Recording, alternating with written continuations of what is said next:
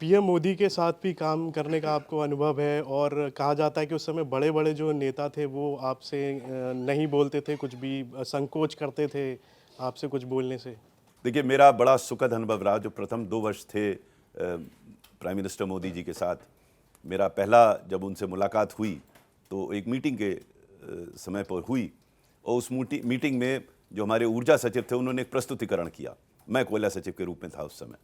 जो प्रस्तुतिकरण किया, उसमें उन्होंने 6-7 स्लाइड्स रखी और उन 6-7 स्लाइड्स में उनका अंततः कंक्लूजन ये था कि ऊर्जा क्षेत्र की समस्त समस्याएँ कोयले की वजह से हैं। तो प्रधानमंत्री जी प्रस्तुतिकरण के बाद मेरी तरफ घूमे और उन्होंने कहा कि अनिल जी, आपने देखा, अगर आप कोयले की स्थिति सुधार दें तो देश की आर्थिक स्थिति सुधर जाएगी। ये उनके शब्द थे। तो मैंने उनको उत्तर देने का प्रयास किया और मैंने कहा कि साहब, आप बिल्कुल सही कह रहे हैं, लेकिन शायद ये कहना उचित नहीं होगा कि ऊर्जा क्षेत्र की समस्त समस्याएं कोयले की वजह से हैं। हमें कोयले क्षेत्र को कॉम्प्रिहेंसिवली देखना होगा। अब प्रधानमंत्री जी ने वो कॉम्प्रिहेंसिव शब्द पकड़ लिया और उन्होंने फिर पीयूष गोयल जी की तरफ घूमे। वो कोयला और ऊर्जा दोनों के मंत्री थे। उनसे उन्होंने कहा कि अनिल जी सही कह रहे हैं, आपको ऊर्जा क्षेत्र को कॉम्प्रिहेंसिवली देखना पड़ेगा। अब वो उन्होंने तो एक ही शब्द कहा, मेरा तो सिक्का बन गया उस दिन।